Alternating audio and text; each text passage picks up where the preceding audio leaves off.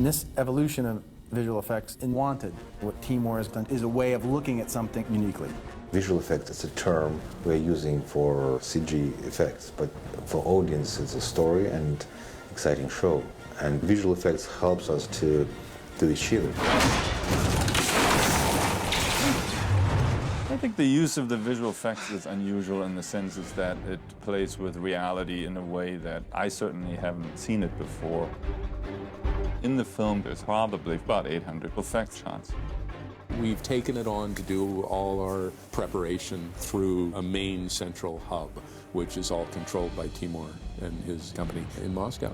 This, I think, was mostly unusual, and then for the first time, I think, for a Hollywood film to actually have a lot of it done in Russia. We're using all the resources. It's a great CG artist helps to do this.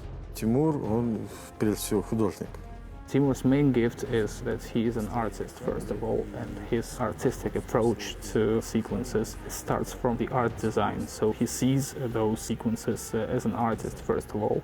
English is not his language, but visual imagery is, and as we went through the process of working on the sequences, Timur would go away in his science lab and come back with these sequences about how he wanted to shoot something. Timur pre-visualizes on the computer. It's how he uses math and science to create images that will feel like they are of our world, even though you've never seen them before. Timur, and he explained to artist what he wants to do, and the artist will make the previous.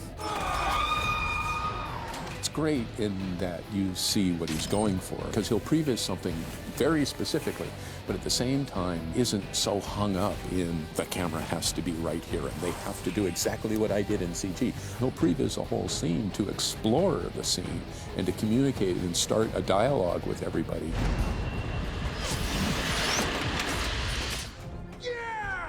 Pre-visualization helps to start to communicate between different departments, between CG department and stunt people, and before the shooting they're thinking simultaneously and moving forward together.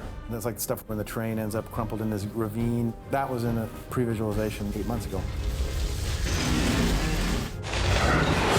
The Pandolini sequence, that was definitely very difficult because of the complication of creating that train and the environment of the gorge and all of that entirely in CG.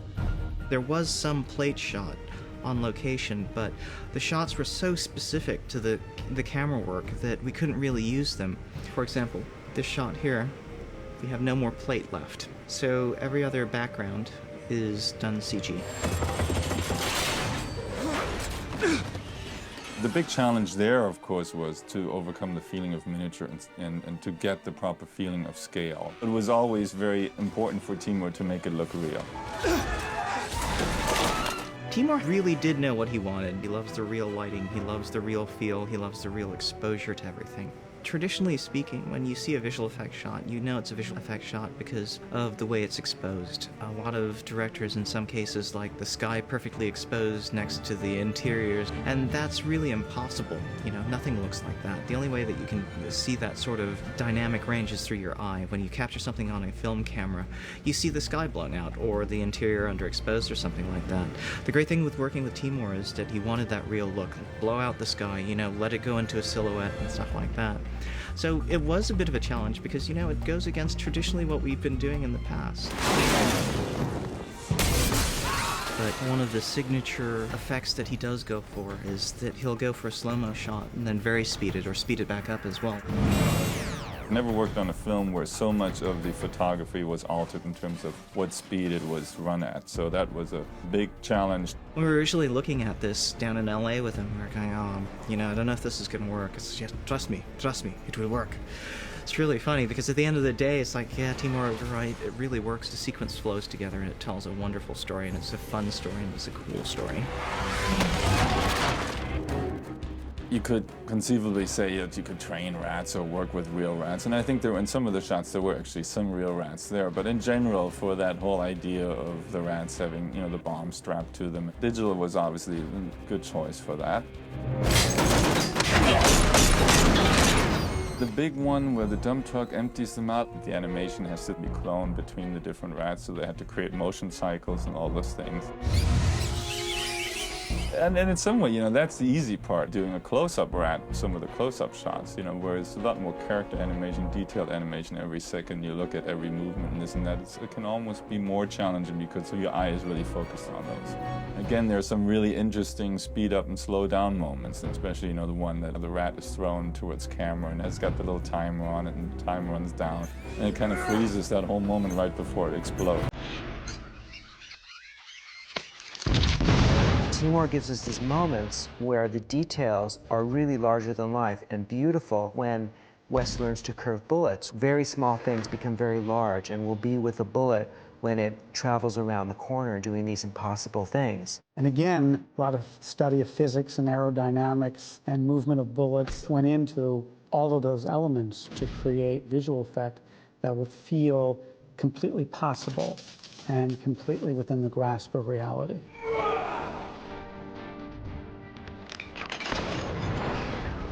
Those shots, we really went heavy on the defocusing elements because realistically, the bullet coming towards camera, of course the background would have to be extremely out of focus with that kind of close-up photography to kind of keep that reality. I think one thing about this movie is it really runs to the concept of fantasy and tries to make it physically believable. If you don't use CG correctly, they can become apparent rather than seamless. The trick is, the art is to know when to be out of it and when to be in it. I think the main thing is that Timur doesn't get carried away with special effects and visual effects, but he uses them when they're needed in the film. He tends to judge every effect by, is it telling an emotional story or not? When you have emotional context, then visual effects works. And every time when you have something not emotionally connected with the rest of the materials, then it's very dangerous because visual effects stops storytelling. If it doesn't tell an emotional story with it, he won't do it. I think that's the reason why the visual effects are certainly of great effect in the film. But at the end, the viewer is going to completely absorb this kind of moment in an emotional way. It is a vision that has emerged from Timur's mind, but pulling from a great pool of resources of tremendously talented individuals that he has here. And I think what we're seeing is the amalgam of that great collaboration and creating visual effects that haven't been seen before.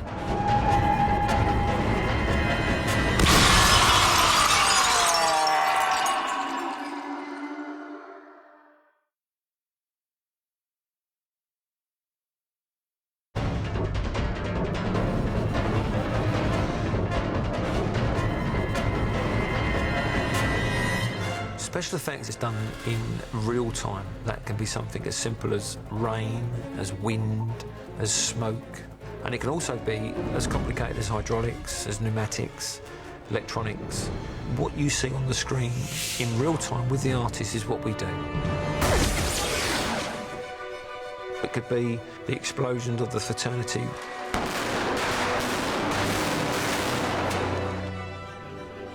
It can be the rollover of a car. And the train sequence, we're heavily involved. Once you get a script like this, within the first couple of pages you realise it's a special effects film. And for all special effects guys, we want to do physical, practical effects. And action! And I think you get more scope by doing it practically. It's there, it's on film, it's on camera, and you've got it. Even if it may be something quite simple, but it's all part of making all the cogs work within the making of a film. Timur possesses a unique gift in his ability to visually create worlds in a manner that we haven't seen before, and developed his own process of special effects and redefining how effects are used in the filmmaking process, basically blurring the distinction between production and post-production since his effects are done in the course of production, and is able to create in a very real, grounded way effects and worlds that you haven't seen before. Hey, I think that's my old train. Still is. within the sequence of the L train in Chicago, we need to show Wes and Fox in part of their training. Part of the training is that Fox is super cool. She knows exactly what's going to happen. But Wes is learning his train. So the idea is to give obstacles that Fox goes under, which is a bridge that we drive up to within the L train. And she very coolly kind of lays back, just goes underneath it. There was a problem because the train is too big to move. And we decided that we will move, not train, we'll move the bridge.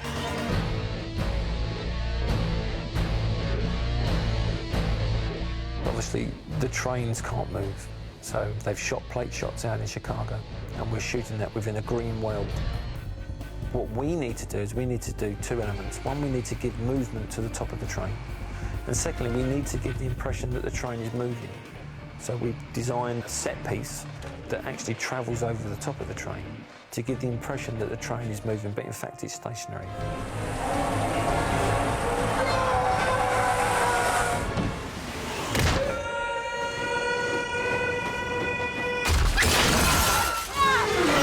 We have a train sequence in this film where it comes off the tracks whilst on a bridge on a huge gorge, like 1,000, 2,000 foot gorge.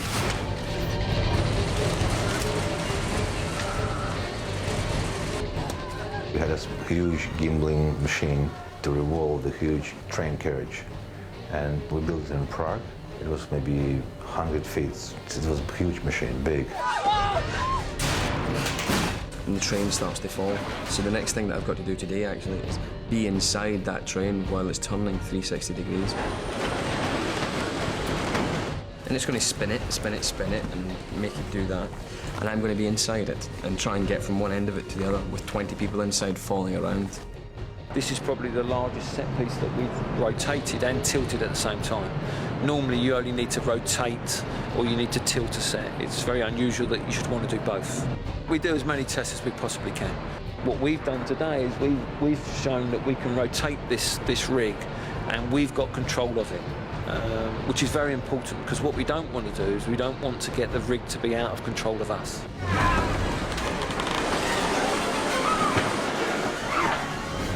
I'm really enjoying it. When will I get to run through a train carriage that's spinning 360 degrees and have a wire on me so that I can take all the risks that I want to take without falling out and crashing my head, you know? So it's fantastic. It's great fun. Oh God, I feel kind of good. Timur has this great idea that these wax baths rejuvenate you. So you spend the day being a fraternity member, and then of an evening time you have a soak in those wax baths and it re-heals you. This bath stimulates white blood cells and speed up the process. And you have bruises, cuts, breaks, heal in hours, not days. You shitting me? The ironic thing about special effects is that something like that could be more difficult than, in fact, the explosions that we did on the shop floor. Timur was quite specific about what he wanted. He didn't want the Hollywood flame explosion. He wanted very much the dust and debris that you get from an old building that's been sitting around for 100 years and then suddenly an explosion goes off. It's very difficult to blow up sets. Unfortunately, most sets have to be built and constructed to be strong, to be practical. Part of our job is to take away the strength of the set, but still allow it to stand up at the end of the day, and also trying to make it look visual. Within several of those locations, one of them were involved with stuntmen at the same time. And we had dropping debris, we had exploding looms, exploding racks. It was busy. And like all things, we're shooting them at 150 frames, which is roughly, you'll see it back 6 times slower than you would in normal. So what's really important is that the sequence is very quick. So that means that lots of explosions have to go off simultaneously.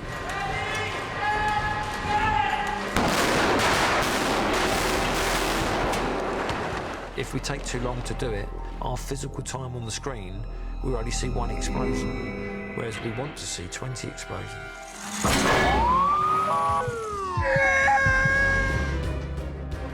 Part of the car chase sequence is a sequence where the Viper drives towards a police blockade and does a handbrake turn and manages to flip and roll over the police blockade. That's been shot out in Chicago. But what we're doing in Prague here is we've got the Viper car and we've built a rig for it to roll over with the artist in that's going to be shot against green screen.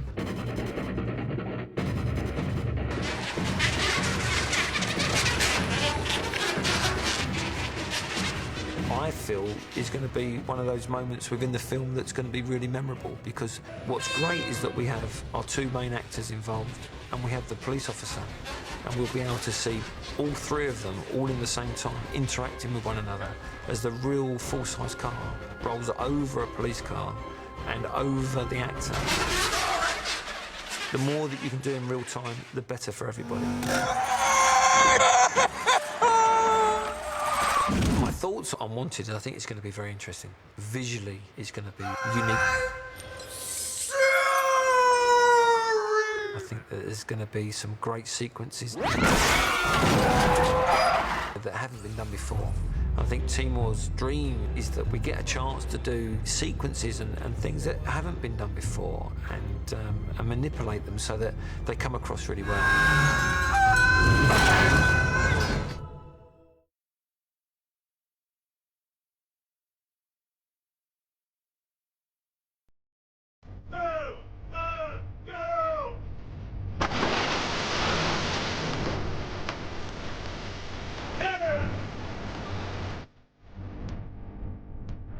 Timur is a mad, evil genius, and he's nuts, and his work is incredibly cool and strange, and he's got very odd angles on everything, on even very big, emotional, sincere things. He undercuts it with a very strange angle, which I respond to very well. I think that's great.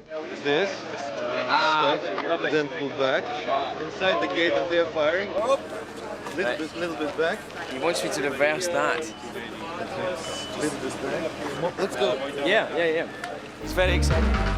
He's studied art for 6 years, and he's a very deep-thinking, focused guy. So it's cool to see him in the middle of a big Hollywood movie, because he's bringing to it something that's unusual. Good! It took me 2 weeks to be able to say Timur Bekmambetov. And then I stopped calling him Timur at all, and I called him Becky. Day number 32. Welcome to 62. His approach to filmmaking is completely out of the ordinary.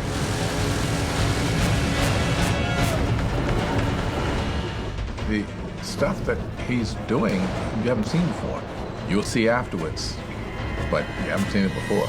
I remember the first time that I saw Timur's film Night Watch, and the cinematic experience of it and the visual language employed by Timur in that film was so unique and eye-popping and extraordinary. I thought, well, that's a voice that needs to be heard everywhere. And I thought, well, that's an absolute perfect fit to what we're trying to accomplish in Wanted.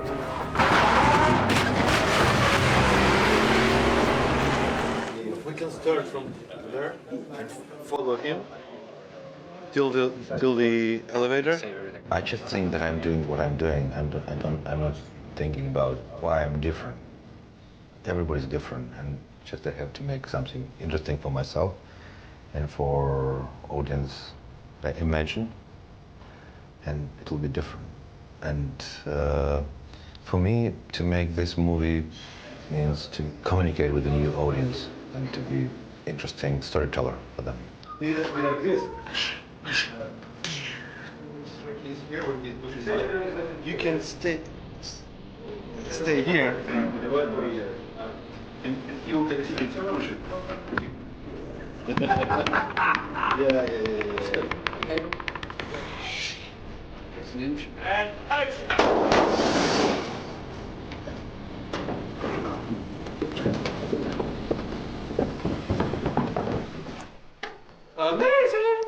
Some of the stuff he's doing is such a creative place. What's going on when you film it? It's like he allows you to come with ideas, and he comes with ideas, and and he dialogues. You know, the funny part was for me was his English wasn't like as clear so I could understand everything. So we would just communicate, and I started to just understand him at a certain point. But he is a really talented director, and I'm really grateful to be here, like seeing his process too, and seeing that he's letting us, you know, just go for ours and create at that place. So he wants everything to be good.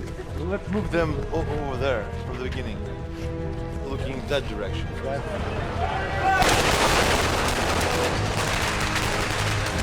You gotta have passion for what you do, and I feel his passion coming through for the movie, for movie making. So it's great to work with us. We connect, even with the language barriers.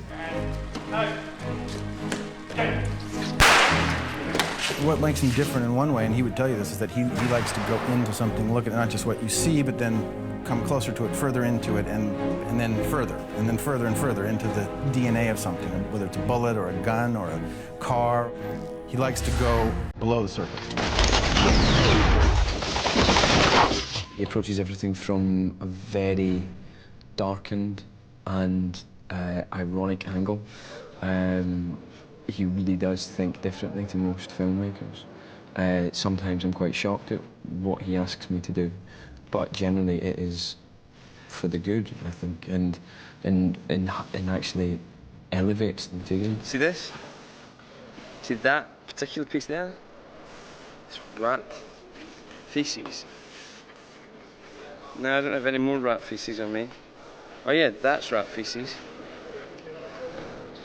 That's what happens when rats eat food and they digest it. What they don't use is left behind. Comes out of the behind, comes out of their anus. And it ends up in actors' hands. What makes Timur a little different, you know, growing up in a different part of the world, having different experiences, you know, looking at what we are looking at in a different way, seeing different things, you know, if you live in a city, and you grew up there, you look at the city different as somebody who just walks in. I think Timur was a stroke of genius getting him involved. If it had been a more mainstream director, you know, possibly even an American director, it wouldn't have carried over that same attitude, you know. Timur comes from a place that's even colder than Scotland. He comes from Kazakhstan. British writers generally do stuff that's a little bit more hard-edged than the American comic book writers. And I think the Russians, maybe because they're in a slightly colder and more bitter place than even here, have got an edge that even we don't have. So he just brought his own punky kind of attitude to it that I wasn't expecting at all. And if anything, I think he even amped up the violence. It's even nastier than the book in a lot of places. 3, 2, 1, go!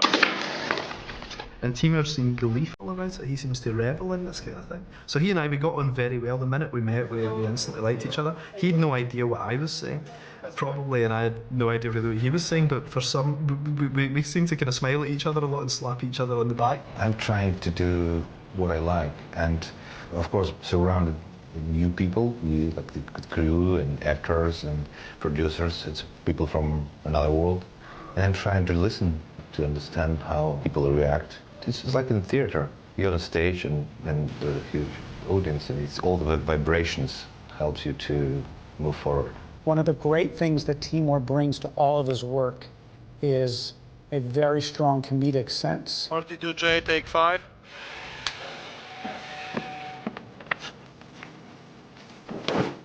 Not in a silly broad way, but in a dark comedic way that constantly undercuts the earnestness of the film. And so while you're seeing very, very severe and sometimes bloody sequences, there's something that appropriately, in a very character-driven way, is darkly comedic. And it's that constant undercutting and irony that Timur brings to it, both in the script and visually, that I think gives Wanted a very unique tone and transcends the genre as we know it and makes it something that audiences will enjoy and be marvelously entertained, but also something they haven't seen before and experience a thrill and a great ride and great characters and great acting, all within the very sure and deft hand of a truly visionary filmmaker.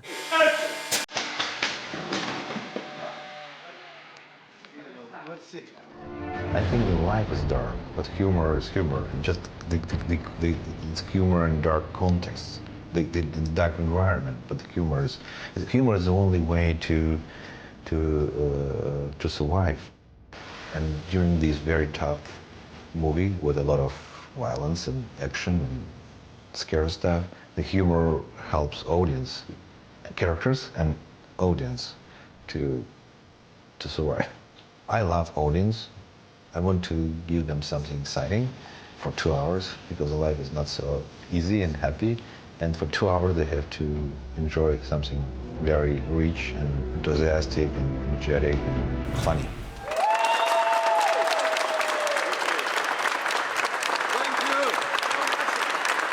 Pleasure. Take care about this. Oh. Too bad Dato's not here.